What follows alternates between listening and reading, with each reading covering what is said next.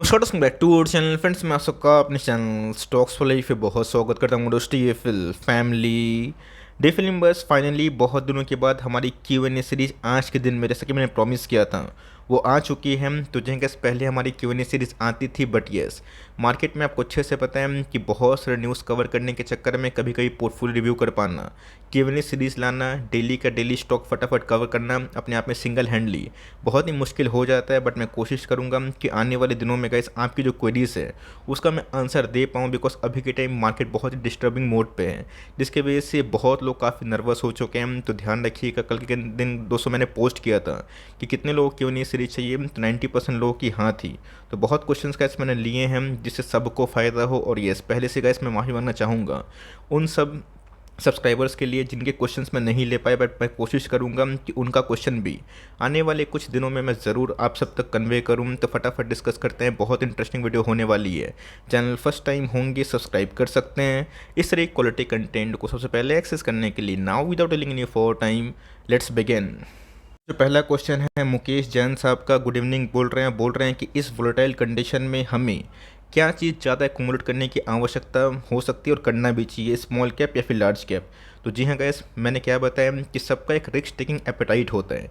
किसी का पोर्टफोलियो छोटा होता है तो किसी का पोर्टफोलियो बहुत बड़ा होता है। किसी के 1 लाख डूबने से वो हाई तौबा करते हैं और किसी का 10 लाख डूबने से भी उनको कोई फ़र्क नहीं पड़ता है। तो जी गैस, अगर आपकी एज श्रेणी थोड़ी सी कम है, मतलब 30 साल, 32 साल, 35 साल के नीचे है, तो आप चाहें तो स्मॉल कैप स्टॉक्स में अभी के टाइम निवेश बढ़ा सकते हैं, बिकॉज मार्केट जब भी डिस्टर्ब होता है स्मॉल कैप में कुछ ज़्यादा पिटाई होती है। यस, लार्ज कैप की बात की जाए तो ऑफकोर्स अगर आपकी एज श्रेणी 45-50 के ऊपर देखने को मिलती है तो आपके लिए गाइस बेस्ट टाइम है Reliance, HDFC bank, TCS, Infosys grab करने का। लेकिन यस, अगर आप मार्केट में 10 साल 15 साल टाइम दे पाए तो मेरे हिसाब से गाइस निफ्टी के जो प्राइस ट्रेंडिंग के साथ साथ जो स्मॉल कैप के प्राइस ट्रेंडिंग है बहुत नीचे आ चुके हैं।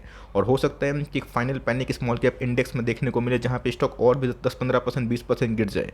लेकिन उसके बाद गाइस जब मार्केट में बुल रन रैली स्टार्ट होगी तो मेरा ऐसा मानना है कि उस समय स्मॉल कैप के स्टॉक्स बहुत ही आउट परफॉर्म कर सकते हैं। दूसरे की बात की जाए, तापोस राय जी क्वेश्चन है कि सर थैंक यू गाइड करने के लिए, मुथूट पे, कैम्स पे, एल्के एलिमेंट्स पे क्या व्यू है बहुत लॉन्ग टर्म से, ये सब स्टॉक नहीं चल रहे हैं। तो ध्यान रखिएगा दोस्तों, मुथूट की बात की जाए, एक ऐसी कंपनी जो कभी बंद नहीं होगी।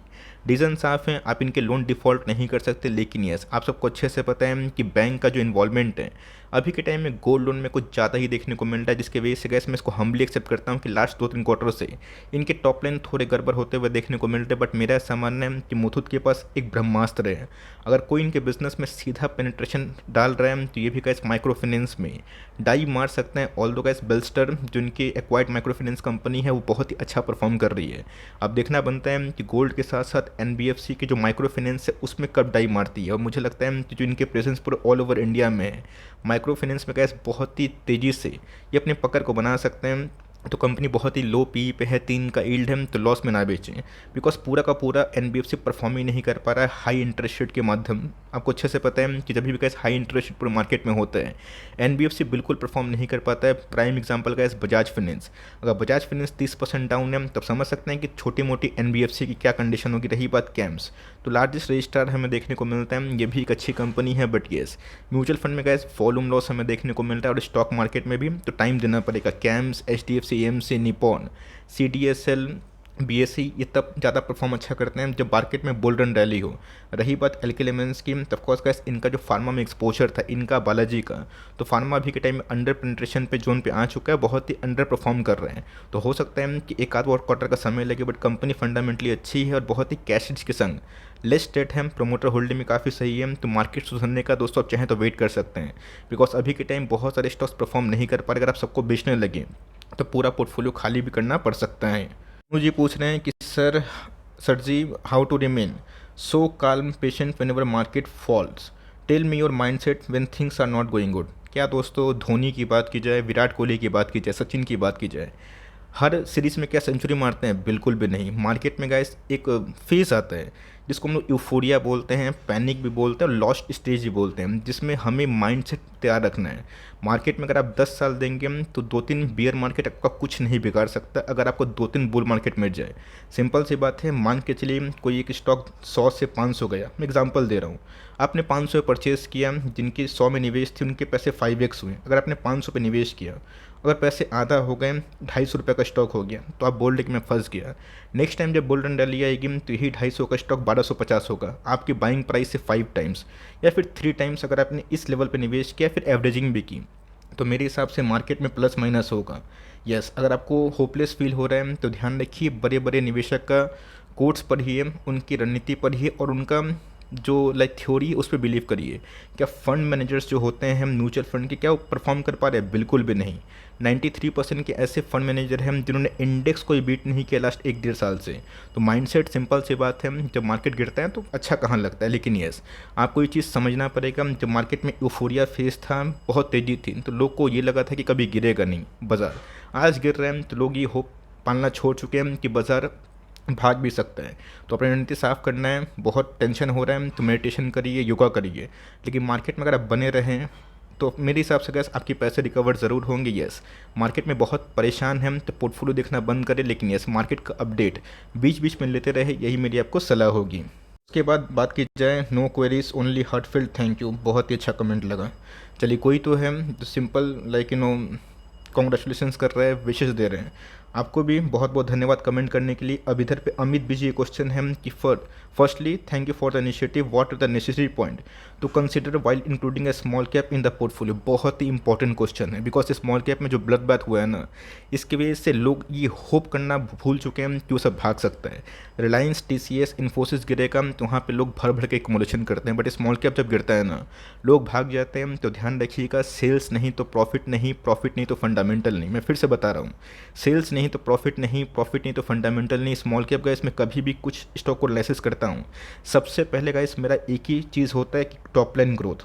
अगर मुझे कोई स्मॉल कैप में 20, 25, 30% के आसपास ग्रोथ नहीं दिखाई पड़ रहा है, एटलीस्ट 20% तो हो, 25% तो हो, तो वहाँ पे गैस निवेश करना सही बात नहीं मानते मैं, लेकिन यस, कभी कभी ऐसा होता है कि स्मॉल कैप का पहले से ही निवेश किए हैं, 25-30% ग्रोथ देखे और उसके बाद ग्रोथ स्लो हो गया, तो वहाँ पे समझना पड़ेगा कि इंडस्ट्री में ग्रोथ स्लो हुआ।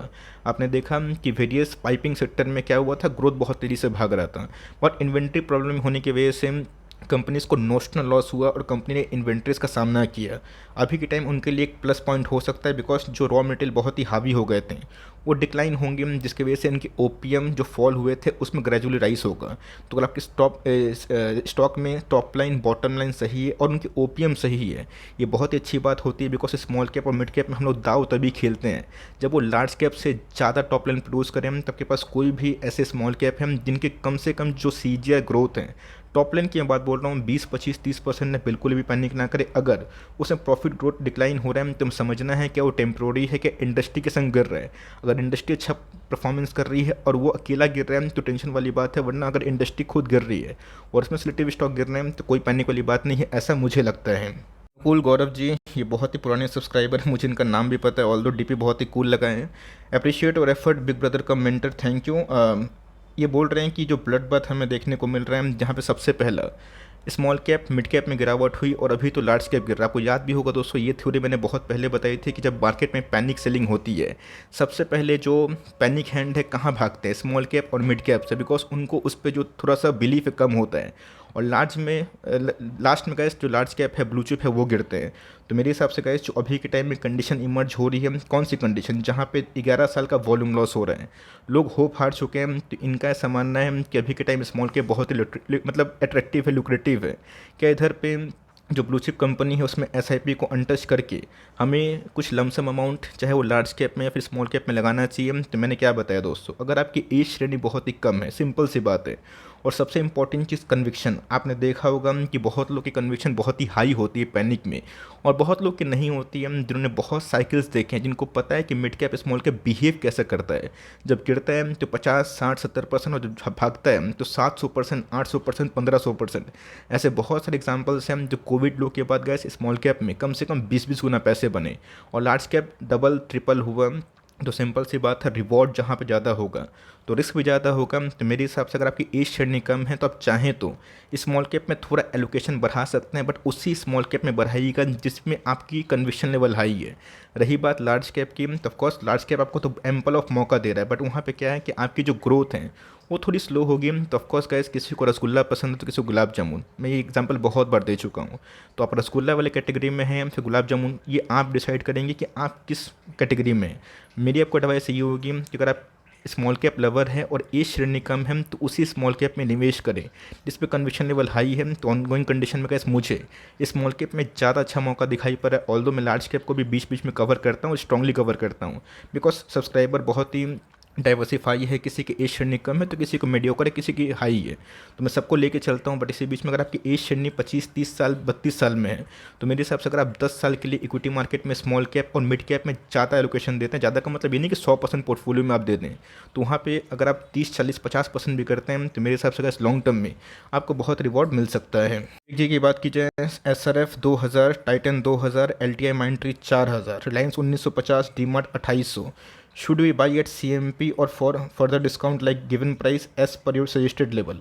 मेरे हिसाब से मैंने क्या बताया कि SRF का, टाइटन का, रिलायंस का, इन तीनों को मैंने कवर किया। तो बताया भी था कि ये सबका रडार पे हैं और सब कोई 2000 के लेवल पे ही बाइंग करने की कोशिश करेंगे। बट यस, कभी कभी ऐसा होता है कि आप महीनों भर वेट करते हैं, 2 महीना वेट करते हैं, 3 महीना वेट करते हैं और लास्ट में आप 2300-2400 पे खरीद लेते हैं। कभी कभी किस्मत की बात होती है कि स्टॉक प्राइस फॉल हुआ, पैसे रहे। और कभी कभी ऐसा होता है कि हम लोग पेशेंस लेवल हार जाते हैं। तो सबसे पहले एलोकेशन ठीक रखिए, एलोकेशन ठीक रहेगा तो प्राइस भागे गिरे कोई मैटर नहीं होता। लेकिन यस, अगर ये आपको गिरावट मिल रहा है तो सही बात है, अगर नहीं गिर रहा है तो मेरे हिसाब से 10 स्टॉक खरीदने की ताकत है ना। तो आप एक एक स्टॉक लेके हर महीना बाइंग कर सकते हैं। और बेस्ट एग्जांपल वही NAV वाला स्टाइल। मतलब अगर आप निवेश करते हैं तो मेक श्योर आपकी जो निवेश स्टाइल है वो हर महीना थोड़ी थोड़ी हो। बहुत लोग एक ही बार में जंप मार के 100-200-300 स्टॉक खरीद लेते हैं। मैं तो कभी पर्सनली ऐसा नहीं करता हूँ, मैं आपको मना भी करता हूँ। तो अगर आप चाहें तो वेट एंड वॉच कर सकते हैं। बट मेरी रणनीति यही होगी कि 10 स्टॉक खरीदने की ताकत है, आप कम से कम 1-2 स्टॉक लीजिए। और कभी लकीली आपके पास 5 स्टॉक 6 स्टॉक के रिमेनिंग पैसे रह गए तो आप चाहें तो ब्लड बाथ में और भी निवेश कर सकते हो। जी क्वेश्चन है कि एशियन पेंट का ऑलरेडी मार्केट शेयर 75% के आसपास है, ये गलत है। 75% नहीं है, 50 से 55% के आसपास होगा। तो क्या आपको लगता है कि आने वाले कल में ये ज़्यादा ग्रोथ कर सकता है एज़ कम्पेयर टू अदर? मैं इनका क्वेश्चन समझ गया। As it will not be easy for companies like Asian paint to maintain their market share. तो जी हाँ, अगर आप ये सोच के निवेश करते हैं तब निवेश कर ही नहीं पाइएगा। रिलायंस पहले क्या था, ऑयल और गैस वाली कंपनी थी। उसके बाद रिलायंस ने जियो को लॉन्च किया है ना। उसके बाद रिलायंस रिटेल को लॉन्च किया। तो देखिएगा जहाँ पे ग्रोथ सबड्यूट, मतलब जहाँ पे ग्रोथ रुक जाती है और मार्केट शेयर लॉस होने लगते हैं तो बड़ी कंपनी सबसे पहला बैकवर्ड इंटीग्रेशन करती है, जो कि एशियन पेंट कर रही है। बिकॉज इनके ऑपरेटिंग मार्जिन दूसरे पेंट कंपनी से सबसे अच्छे हैं। हो सकता है कि आने वाले कल में ये एडहेसिव बिजनेस में एग्रेसिवली प्लान करे। हो सकता है कि आने वाले कल में दूसरे सेक्टर पे फोकस करे।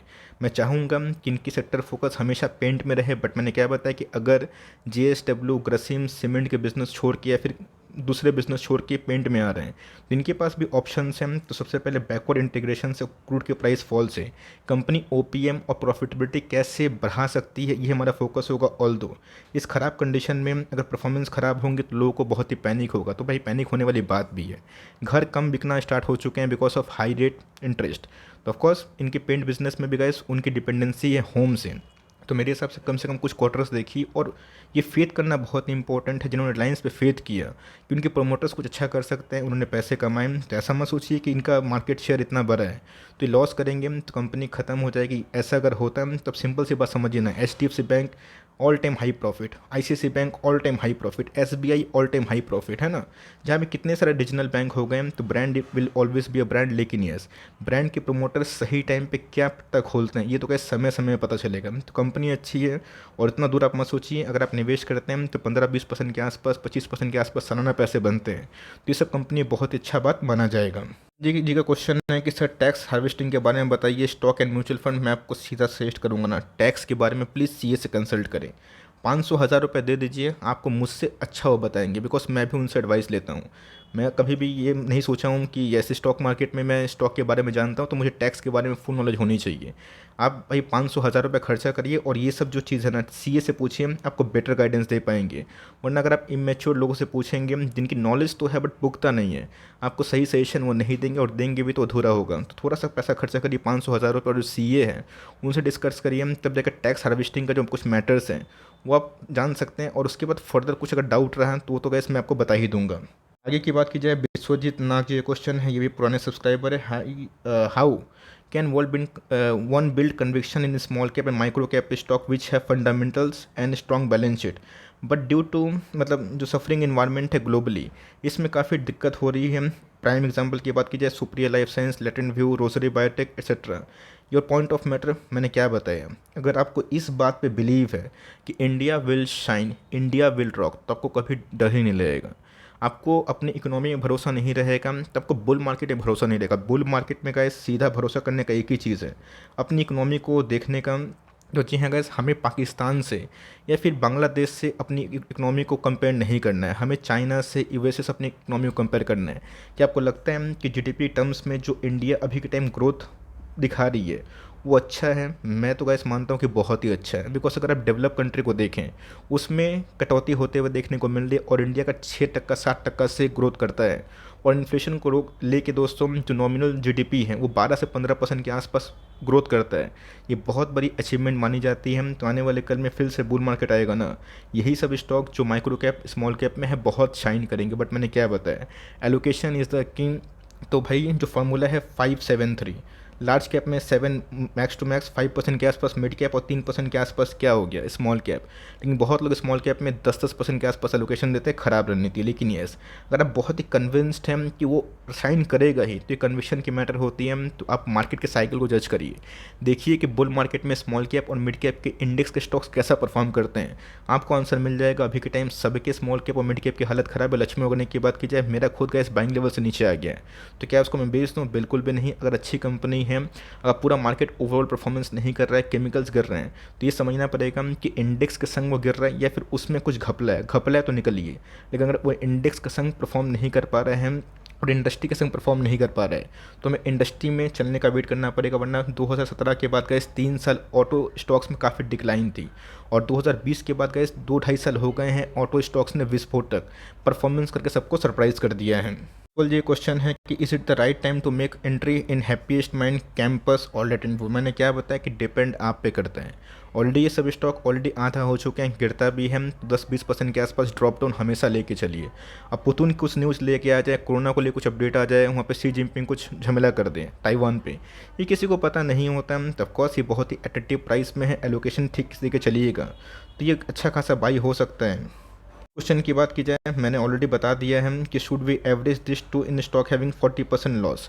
यस, अगर आपके पास एलोकेशन जैसे मान के चलिए कि 1-8% 2% है, तो आप मैक्सिमम 3-4% कर सकते हैं।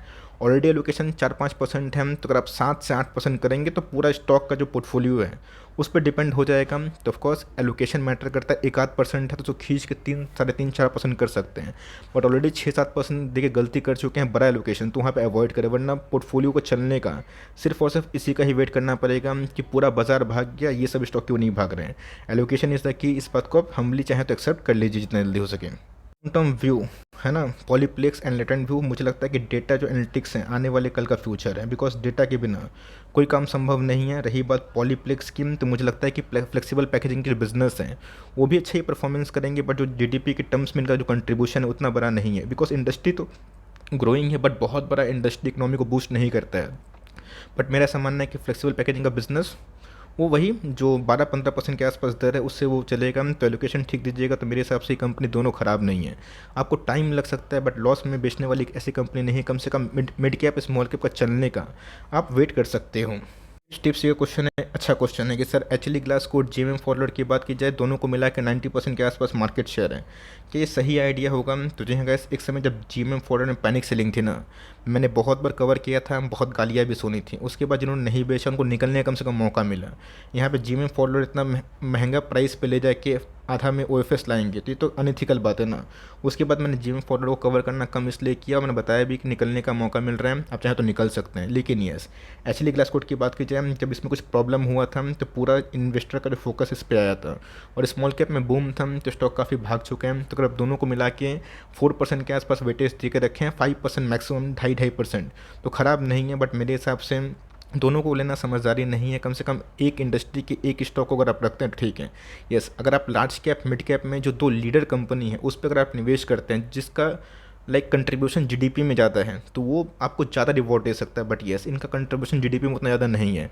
ग्लास लाइन मैन्युफैक्चरिंग कंपनी में कंपनी अच्छा परफॉर्मेंस तो कर रही है, बट मेरे हिसाब से मैक्स टू मैक्स दोनों में देते हैं 3-2 कर दीजिए, 2.5-2.5 कर दीजिए, वो ठीक है। वरना दोनों में अगर आप 15-20% के आसपास एलोकेशन, 10% सुपर एलोकेशन दे रहे हैं और बजाज को 2-3% के आसपास एलोकेशन दे रहे हैं तो गलत रणनीति है। आपको सबसे पहले जो लीडर कंपनी है उस पर फोकस करने की आवश्यकता पड़ सकती है।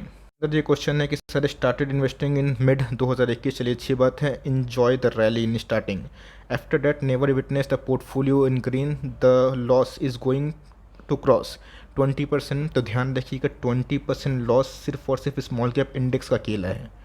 अगर इंडेक्स कभी कभी 2% गिरता है ना तो आपने देखा होगा स्टॉक 6-8% गिरता है।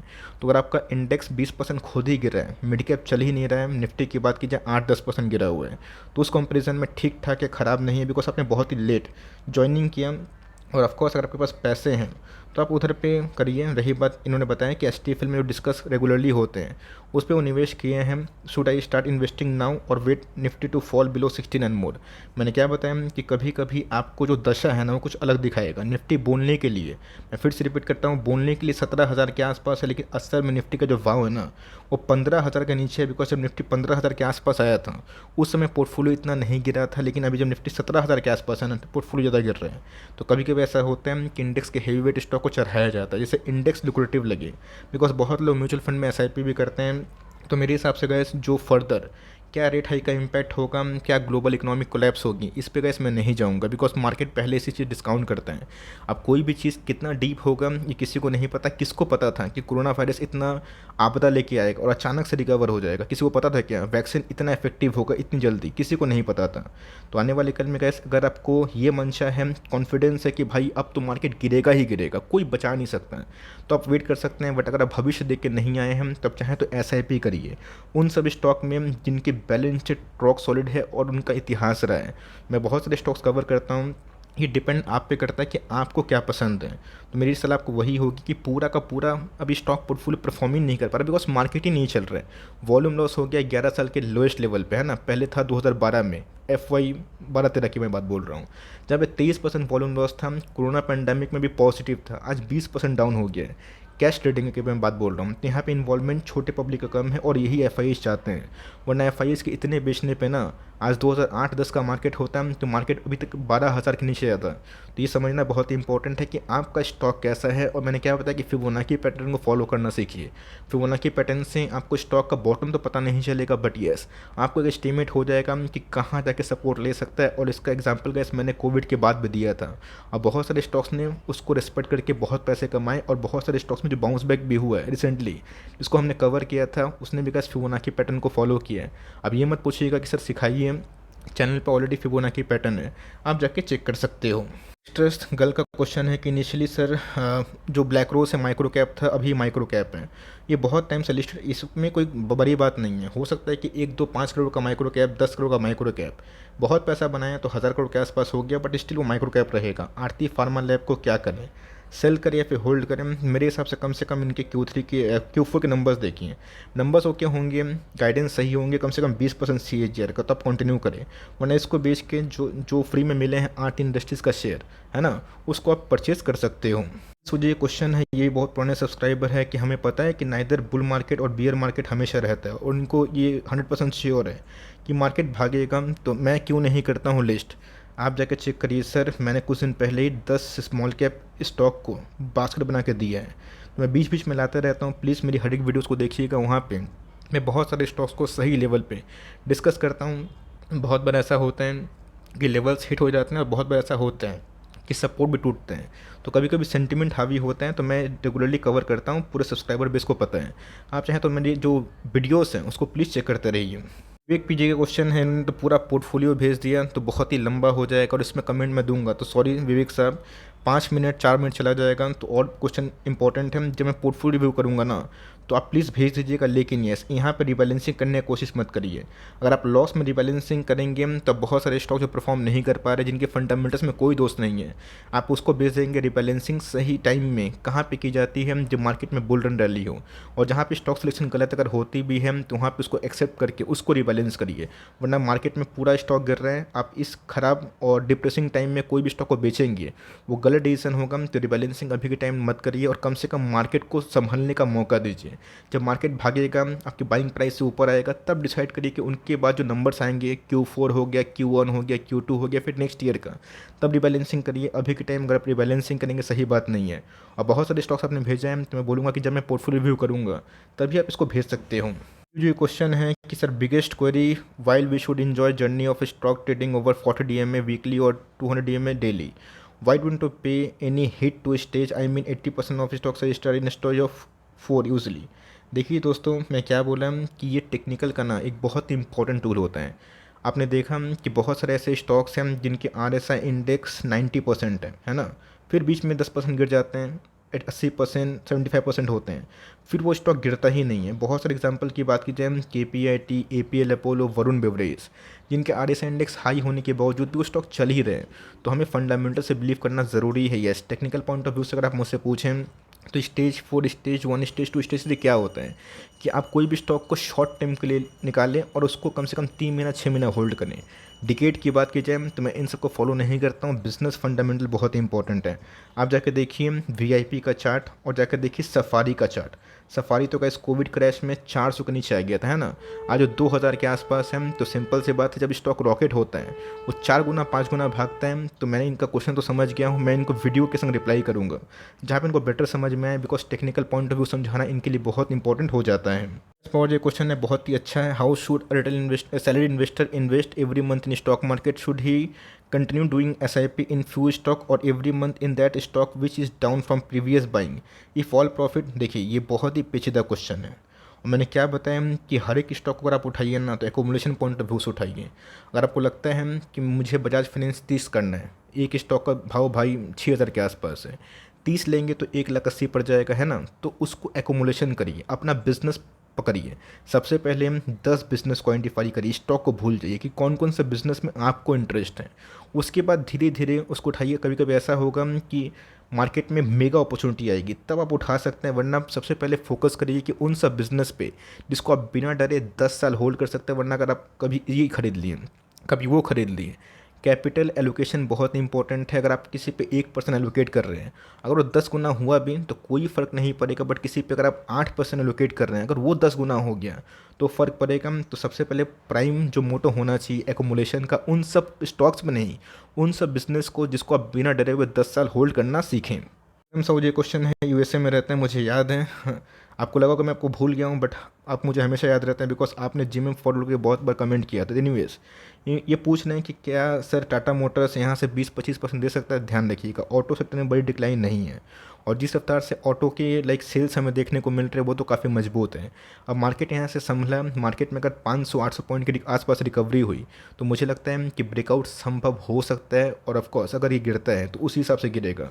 तो 1:1 का रिस्क टू रिवॉर्ड है। अगर रिस्क 1:1 का है तो मतलब 25 पॉइंट अगर डाउन है तो 25% अप भी है। तो ये बता पाना बहुत ही कठिन है कि कल क्या होगा, लेकिन यस हमें ईगरली वेट करना है कि नेक्स्ट महीना का 1 तारीख जहाँ पे ऑटो सेल्स अपने पोस्ट करते हैं वो क्या दे रहे हैं। और मेरे हिसाब से 20-25% छोड़िए। अगर आपको EV में भरोसा है तो लॉन्ग टर्म प्ले करिए, बिकॉज EV मार्केट 27 तक 30 तक बहुत ही अच्छा परफॉर्म कर सकता है। टिप की बात की जाए, sir you are doing great job, thank you. I have question, क्या डीमार्ट बजाज फाइनेंस की वैल्यूएशन P कम हो सकता है of Reliance retail finance arm की वजह से? मेरा ऐसा मानना है, मैंने क्या बताया कि मार्केट में बहुत बड़ा है। इंडिया में आबादी 140 करोड़ 150 करोड़ के आसपास आबादी है ना। रिलायंस अपना अगर ज़्यादा पेनिट्रेशन करता है तो ध्यान रखिएगा वो बहुत ज़्यादा बिजनेस कर रहे हैं।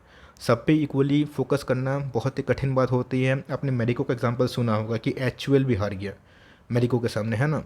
तो कभी कभी मैनेजमेंट ऐसा हो जाता है। बजाज फाइनेंस इसलिए बना ना क्योंकि बजाज फाइनेंस जानता है कि उनको सेल्स अगर कम भी हो जाएगा तो ऑपरेटिंग मार्जिन्स कंटिन्यू करना है, उसको मैं बोलते हैं financial operating margin. Bajaj finance के OPM लेकर आप चेक करिएगा तो ये गाइस बजाज फाइनेंस इसलिए बनाना। और मैं आपको एक थ्योरी सिखाना चाहता हूँ। लार्ज कैप में हमेशा एक चीज़ को फोकस करिएगा। फोकस क्या होना चाहिए पता है? सबसे पहला फोकस होना चाहिए कि वो लार्ज कैप कैसा OPM प्रोड्यूस कर रहे हैं। आपने पिडलेट को देखा कि उनके नंबर्स थोड़े प्लस माइनस होते हैं, बट फिर भी वो कंपनी ज़्यादा गिरते नहीं है। OPM और OPM अगर सही होता है ना दोस्तों, तो वही उसको एस्ट्रल, वही उसको बजाज फाइनेंस, वही उसको TCS बनाते हैं। तो OPM बहुत इंपॉर्टेंट है। इस हिसाब से जियो के आने से एयरटेल ख़त्म नहीं हुआ, एयरटेल ने बाउंस बैक किया। वोडाफोन आइडिया कोलैप्स हो गया। तो डीमार्ट और बजाज फाइनेंस उतने दगे हुए कंपनी नहीं है जो कोलैप्स हो जाएंगे। यस, एफ रिटेल तो आपको पता है क्या हुआ। अगर एफ रिटेल होता है तो मैं आपको एकदम मना करता, बट यस इनकी एक्सपेंशन प्लान 1500 है। और बजाज फाइनेंस की बात की जाए तो उनके इस क्वार्टर के भी नंबर्स बहुत ही अच्छे। अब देखना बनता है कि ऑनगोइंग इंटरेस्ट रेट पे कंपनी आने वाले दिनों में कैसा परफॉर्म कर सकती है। बहुत ही अच्छा क्वेश्चन है राहुल मुखर्जी साहब का कि सर मार्केट सेंटीमेंट बहुत वीक है, सो करंट सिचुएशन में fundamentally strong company like small cap mid cap सब न्यू लो टच कर रहे हैं, तो इसमें like now my question is under this condition scenario which category of stock we can accumulate for long term like DMart, LTI, SRF, Reliance, Havels, Bajaj। Large cap में कोफॉक, Divi's lab, ये तो like एक ऐसी कहानी आप बता रहे हैं कि इसमें किसको छोड़ूं किसको पकड़ूं, है ना। आपने बहुत सारे स्टॉक्स का नाम लिया है, ये डिपेंड आप पे करता है। मैं आपको बताना चाहता हूँ कि डीमार्ट, LTI, माइंट्री, SRF, रिलायंस एक बार मार्केट स्टेबल होगा तो फिर से नया हाई टच करेंगे। रिलायंस का इस कोविड लो में ना बिलो 1000 आया था, 2800 गया ना। अब जिन्होंने 1200 के आसपास एवरेजिंग करके वो फंसे हुए फील कर रहे थे, उनके पैसे आज भी डबल हैं। तो सारी कंपनी अच्छी है, बट आपको वक्त देना पड़ेगा। जिनके अंदर कॉर्पोरेट गवर्नेंस का इशू है उससे बिल्कुल भी दूर रहें, चाहे वो जितनी भी अच्छी कंपनी हो। और जिनके कॉर्पोरेट गवर्नेंस इशू ठीक है, मतलब ठीक नहीं है, उससे दूर रहें। और जिनके ठीक हैं तो उनकी EPS चेक करें, उनके प्राइस टोनिंग चेक करें। अगर EPS बढ़ रहा है, प्राइस टोनिंग फॉल हो रहा है, ये बहुत ही अच्छा संकेत है। अगर EPS गिर रहा है और प्राइस टोनिंग बढ़ रहा है तो ये अपने आप में मार्केट उसको कैसे ले रहा है, उनके शॉर्ट टर्म आउटलुक को कि लॉन्ग टर्म आउटलुक को, ये तो मैं वीडियो में बताता हूँ। लेकिन जो भी आपने स्टॉक बताया है ये सारे अच्छे हैं, कम से कम आपको टाइम देना पड़ेगा, बिकॉज सब के सब लीडर्स है और सबका जो नाम है वो एक कॉमन पब्लिक जानता है। यस, कुछ स्मॉल कैप मिड कैप किसी को पता नहीं होंगे तो बात की बात है, बट मैक्सिमम स्टॉक आप जो आपने लिखे हैं वो अच्छे हैं, टाइम देना आपको पड़ सकता है। किसी क्वेश्चन है बहुत बार पूछे हैं कि sir is it wise to sell top 3 private bank stock buy Bajaj finance bank stock not working from 2 years। मैंने क्या बताया कि ऑटो स्टॉक 3 साल परफॉर्म नहीं कर रहे थे, तो क्या जिन्होंने बेचा उनके पैसे बने। टाटा मोटर्स कोविड लो में 60-70 रुपये के आसपास आया था, उसके बाद 500 तक भी गया, है ना।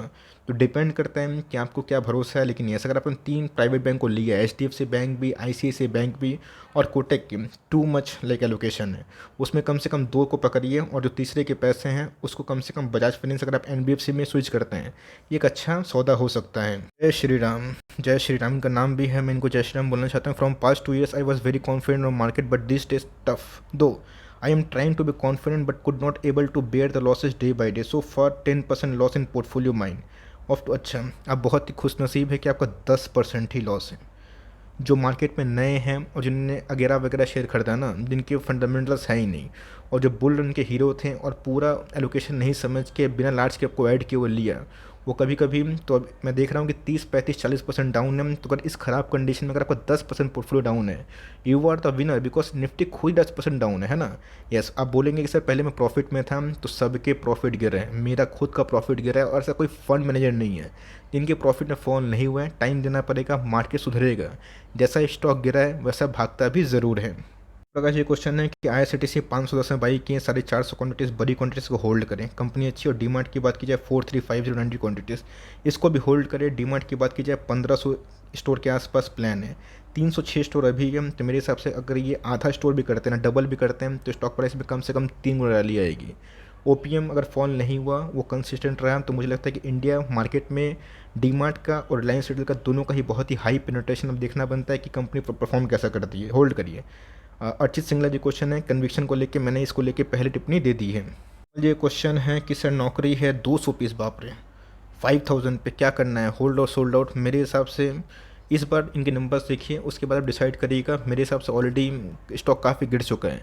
अब कंपनी गाइडेंस कैसे आते हैं, और जो राहुल यादव जी कंपनी थी जिसकी वजह से कंपनी ने इस बार लॉस पोस्ट किया है, फिर थोड़ा सा डिसअपॉइंट किया। अब देखते हैं कि नेक्स्ट क्वार्टर में कैसा हो सकता है। बट मेरा ऐसा मानना है कि जितने भी न्यू एज बिजनेस है, जोमेटो, नाइका, पेटीएम, उसी कंपनी बहुत ही बेटर है, डेफिनेटली कंपनी है। तब चाहें तो अपकमिंग कुछ क्वार्टर्स का वेट कर सकते हैं। ये बहुत ही कॉमन क्वेश्चन है कि ROC ROE का क्या डिफरेंस है। तो ROE का मतलब क्या होता है, net profit by share holders equity, और इसमें क्या होता है ROC, return on capital employed, कि आपका जो प्रॉफिट है वो कैपिटल जो एम्प्लॉयड है उस पर डिवाइड कर दूँ। तो बहुत ही बेसिक क्वेश्चन, इसको आप यूट्यूब पर सर्च करिए मिल जाएगा, और नहीं पता तो मेरे प्लेलिस्ट में जाकर आप चेक कर सकते हो। बहुत ही इंपॉर्टेंट क्वेश्चन है, बहुत लोग जानना चाह रहे हैं कि what is your portfolio, how big is your portfolio. देखिए बड़े प्लेटफॉर्म पे डिस्कस करना सही नहीं होता, बट यस पोर्टफोलियो की साइज़ की बात की जाए 8 फिगर में है। और आशा करता हूँ कि 30 तक मार्केट में जो उम्मीद हम लोग पाल के रखें, और बजाज फाइनेंस, VBL, लाइक और भी जो ग्रोइंग कंपनी है ऐसा 3-4 स्टॉक भी पकड़ा गया पॉलीकैब जिनके अंदर पेनिट्रेशन रहे।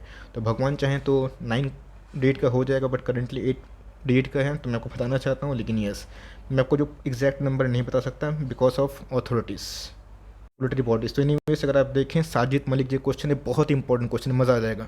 If a company grows EPS by 15% to 50 to 20% और price to earning already premium है, तो क्या 20 से 25% के आसपास जो CAGR ग्रो मतलब कंपनी के अंदर ग्रोथ है प्राइस के हिसाब से वो हो सकता है? देखिए दोस्तों, ये बहुत ही पेचीदा क्वेश्चन है। मैंने क्या बताया कि आपको समझना पड़ेगा। आप देखिए पिडलेट का चेक करिएगा, ग्रोथ वो 12 से 13% के आसपास है। कंपाउंडेड CAGR सेल्स ग्रोथ की मैं बात बोल रहा हूँ। और पिडलेट की बात की जाए वो 25 से 30% के आसपास कंपाउंडिंग ग्रोथ प्राइस में देते हैं। रीज़न पता है क्या है? रीज़न पता है उनका बिजनेस, मोनोपोली टैग।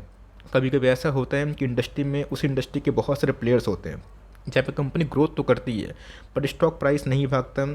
तो कभी कभी बिजनेस पे भी डिपेंड होता है, बट मेरे हिसाब से कंपनी अच्छी है, बिजनेस मोड सही है, पेनिट्रेशन हाई है और मैक्सिमम मार्केट शेयर को ग्रैब करके हम तो 15-20% के आसपास अगर आप लेके रखे हैं ना, आप 15-20% उम्मीद कर सकते हैं। किस क्षेत्र में पता है? लार्ज कैप क्षेत्र में।